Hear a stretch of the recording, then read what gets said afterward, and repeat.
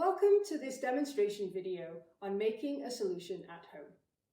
My name is Dr. Louise Edwards, and I'm going to show you how you can practice, demonstrate, and use the techniques shown in the lab video at home. In this alternative lab, you're going to be making two solutions, one from a solid solute and one from a concentrated solution. You won't have access to all the same equipment that we have in the lab, but I hope you'll be pleasantly surprised at what we do have available that we can use to achieve the same goals.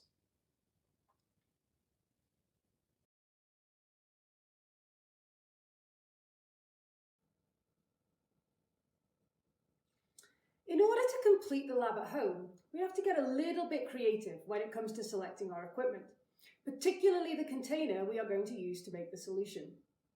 Before we select our equipment, let's have a think about some of the characteristics we want our container to have. Firstly, let's think what's important when we're making our solutions. If we want to make solutions of a very specific, known concentration, accuracy and precision are critical when we are measuring our solute amount and solution volume. If you are unsure what accuracy and precision mean, pause this video and look it up. There are loads of great resources on the internet.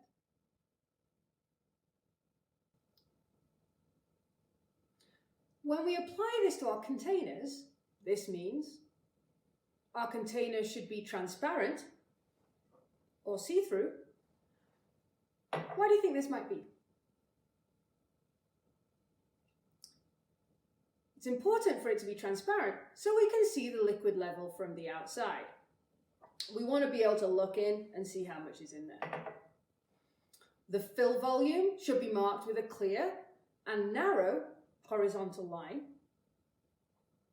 Why do you think this might be? Yeah, we want it to be easy for us to precisely see when we've reached that fill line. The container should be big enough, or put in another way, of sufficient volume to fit all of our solution.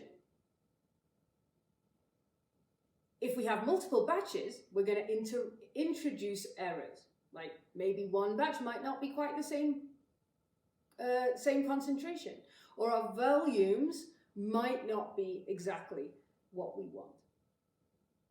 And finally, the container should be as narrow as possible at the fill line. Have a think about why this might be. When you're thinking about the answer to this, think how sensitive the fluid level might be to adding a single drop when you add it to a narrow container, something like this, versus a wide container. Go ahead and pause the video, play around a bit. As you hopefully thought or saw, a narrow container is much more sensitive to very, very small additions of fluid. It means we can get a much more precise measurement. This is why our volumetric flasks that you saw in the lab video are designed as they are, with that bulbous bottom that can fill a lot of volume and that skinny neck which allows us to measure precisely.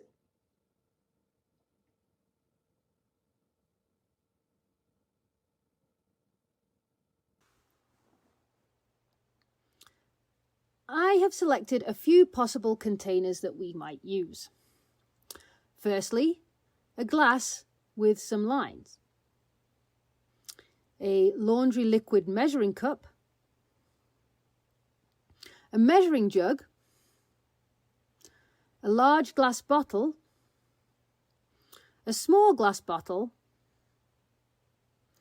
a spray bottle, and a tall tumbler. All of these have some good aspects and some bad aspects when we compare them with the criteria.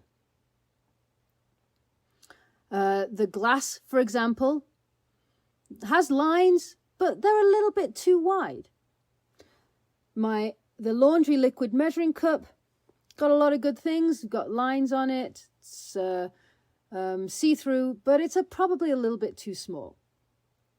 Measuring jug, that might be perfect if it were a bit newer, but mine, as you can see, has no markings on it. And it's also quite wide.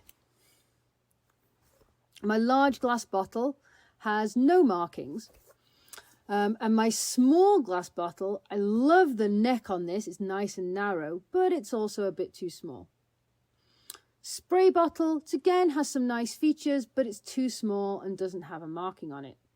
And finally, the tall tumbler,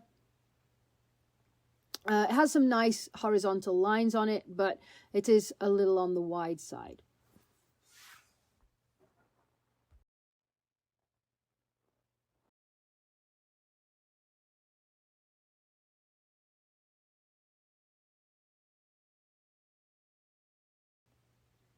I think I'm going to choose this large glass bottle because it's fairly narrow, it's transparent, and it's big enough.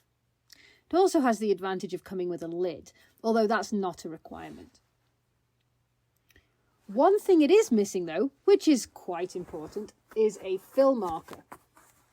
Normally, having an accurate fill marker when making a solution is crucial. But for the purpose of this activity, we're going to focus on precision rather than accuracy. Again, make sure you pause the video and look those up if you're not sure of the difference.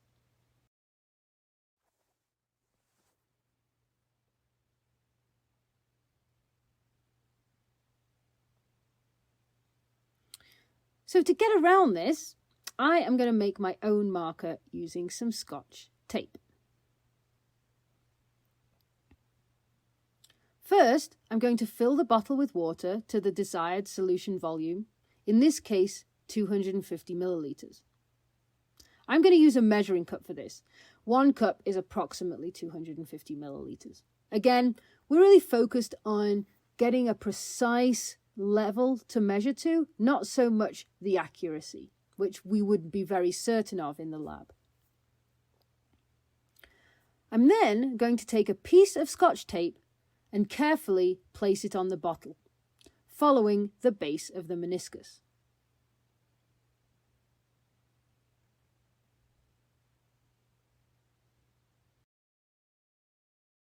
The top of the tape is very narrow and makes for a very easy to read fill line.